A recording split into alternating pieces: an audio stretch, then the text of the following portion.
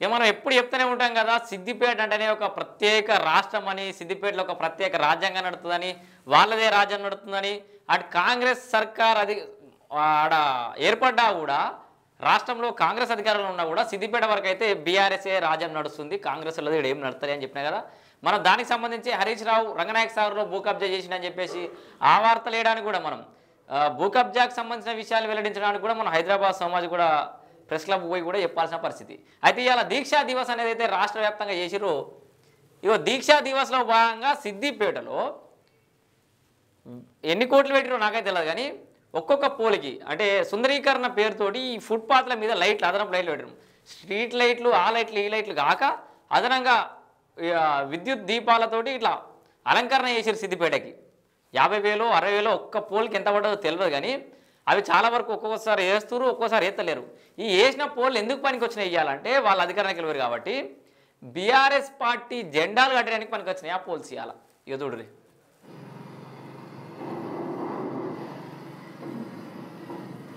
ఇగో ఇక్కడ pole కట్టిరా,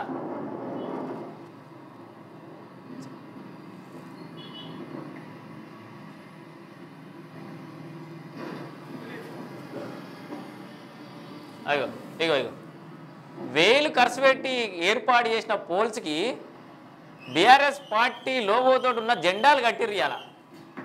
so నేనేమంటున్నా అంటే, మీరు దీక్షా దివాసులు చేసుకోరు తప్పులేదు, సరే మీరు దీక్షలు చేయడం వల్లనే తెలంగాణ వచ్చింది, సావు నోట్లే తలకాయ పెట్టి తీసుకొచ్చినావు కావచ్చు, కానీ మీతో పాటు ఎన్ని జెండాలు ఏ జెండాలు ఒక్కటైనాయి, ఒక వేదికను పంచుకున్నాయి. విద్యార్థుల పాత్ర లేదా? ఉద్యమకారులందరినీ మర్చిపోయినావా? జేఏసీ జెండాలు ఎడిపోయినాయి, ఇవన్నీ జెండాలు ఎడిపోయినాయి దీక్షా దివాస్లా. కేవలం మీ పార్టీని ప్రమోట్ చేసుకోవడానికి, దీక్షా దివాస్ పేరుతోటి బీఆర్ఎస్ పార్టీని ప్రమోట్ చేసుకోవడానికి, బీఆర్ఎస్ పార్టీని స్ట్రెంథెన్ చేసుకోవడానికి ఇట్లాంటి కార్యక్రమాలు చేస్తారు. ఏడ చూసినా గులాబీ జెండాలు, మిగతా జెండాలను ఎడిపోయినాయి. అప్పుడేమో ఉద్యమం అందరిదైంది, అప్పుడేమో తెలంగాణ అందరిదైంది. మీరు అధికారం ఉన్నప్పుడు కోల్పోయిన తర్వాత ఇప్పుడు పార్టీని ఒక్కదాన్ని ముందర పెడతారు, ఎందుకంటే మళ్ళీ మీరు అధికారంలో రావాలి. నేను చెప్తున్నా కదా, ఏదో ఒక రోజు ఇంకా అల్లజల్లు సృష్టించి, ఇంకా అల్లర్లు సృష్టించి, ఏదో కార్యక్రమంలో తీసుకొచ్చి మళ్ళీ ఎవరినో అని చంపి ఆ సెంటిమెంట్ పునాదుల మీదనే మళ్ళీ అధికారులకు వద్దామని చూస్తుంది బీఆర్ఎస్ పార్టీ. ఇక్కడేగో వేరే జెండాలు మత్తు కట్టచ్చు. అగో టీఆర్ఎస్ దీక్షా దివస్ అని ఇంకో కొత్త జెండా సృష్టించి కట్టనుండి వాడ ఎవరిదో ఒకరు ఫోటో వేయచ్చు కదా. సకల జనుల సమ్మెదో, అమరవీర స్తూపాందో ఏదో ఒకటి జెండలు కట్టుకుంటూ రావచ్చు, పెద్ద దానికి ఇబ్బంది పడేటోడు కాదు నేను. సిద్దిపేట మున్సిపల్ అధికారులు ఏం చేస్తున్నారు? మొద్దు నిద్రపోతురా? పొలిటికల్ యాడ్స్ మీకు ఇప్పుడు ఈ సందర్భంగా చెప్తా. సిద్దిపేటలో ఇక్కడ పెద్ద హోర్డింగ్ అనిపిస్తుందా? ఇగో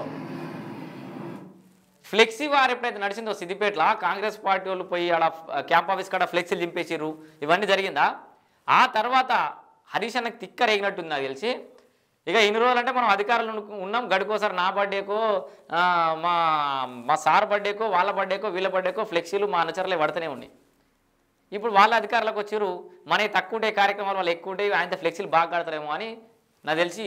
నాకైతే ఆయన వినే అనుమానం ఉంది. హోర్డింగ్ల మీద బర్త్డేలకు పొలిటికల్ యాడ్స్కి మొత్తం తీసి పడేసారు.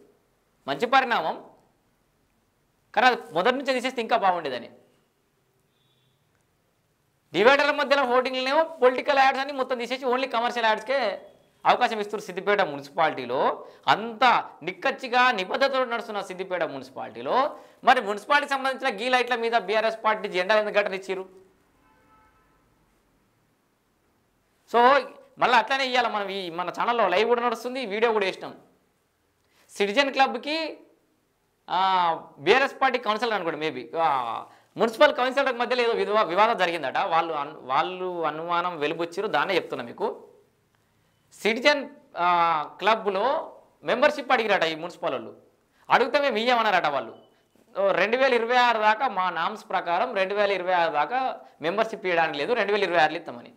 వీళ్ళ బాధ్యత 2026 లోపల వీళ్ళ పదవి ఊడిపోతుంది కాబట్టి, సో మెంబర్షిప్ తీసుకుంటే మంచిగా ఇలా ఇక దాని కథ వేరే ఉంది కానీ అని వాళ్ళు ప్లాన్ చేశారు. వాళ్ళు ఇయ్యన్నందుకు సిటిజన్ క్లబ్ నుంచి మున్సిపల్ కార్యాలయం ముందు వరకు అన్ని ఈ మోరి మీద ఉన్న అంత ఫుట్పాత్ అంతా పలగొట్టుకుంటూ వచ్చేసారు.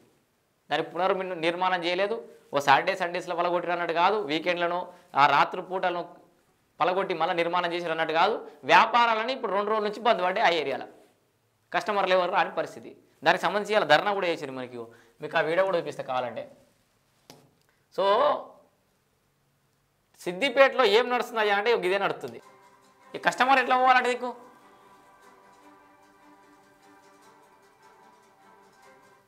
ఇదంతా ధర్నా ఏదున్న పరిస్థితి.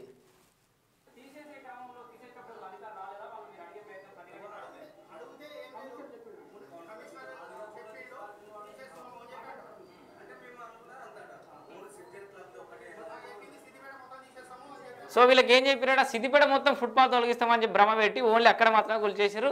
దాని వెనకాల మున్సిపల్ పాలక వర్గం యొక్క కుట్ర ఉంది, కక్ష సాధింపు చర్యలు ఉన్నాయని చెప్పేసి అక్కడ స్థానికులు సిటిజన్ క్లబ్ వాళ్ళు చెప్తున్న పరిస్థితి. సో ఇది సిద్దిపేటలో ఉన్నటువంటి పరిస్థితి. ఇది కథ కార్ఖానా. ఇక జనరల్గా ఇట్లా కట్టారు. ఇక కాంగ్రెస్లకు ఇంకో పార్టీలకు ఇక వాళ్ళ విజ్ఞత వదిలేస్తున్నారు. దీనికి సంబంధించి ఎట్లా ఈ చెట్లు ఇక్కడ చెట్లు కట్టేసి కూడా చూపెడ చూడరి. అగో సిద్దిపేట మొత్తం ఇదే భాగవతం. ఒకవైపు కాకపోతే ఒకవైపు కరెంట్ ఉండదు సిద్దిపేటలో. ఎందుకంటే చెట్లు కడిగేస్తారు. ఏడాది పొడవునా ఇదే పరిస్థితి. ఒదికి పెరుగుతూనే ఉంటే ఒదికి కడిగేస్తూనే ఉంటారు, ఒదికి పెరుగుతూనే ఉంటే ఒదికి కడిగేస్తూనే ఉంటారు. అసలు కరెంటు వైర్ల కింద చెట్టు పెట్టేటప్పుడే జ్ఞానం ఉండాలి కదా. అంత ఎత్తుకు పెరిగే చెట్లు పెట్టద్దు, తక్కువ ఎత్తులో పెరిగే చెట్లు మస్తు దొరుకుతున్నాయి. ఇవాళ రేపు టెక్నాలజీ పెరిగిపోయింది, అట్లాంటి చెట్లు దొరుకుతున్నాయి. అట్లాంటివి పెట్టచ్చు. ఎత్తు పెరిగే చెట్లు పెట్టాలి. కటింగ్ పేరుతోటి కరెంట్ కటింగ్ చేయాలి. ప్రజా ధనాన్ని వృధా చేయాలి. ఇదే సిద్దిపేటలో నడిచేది.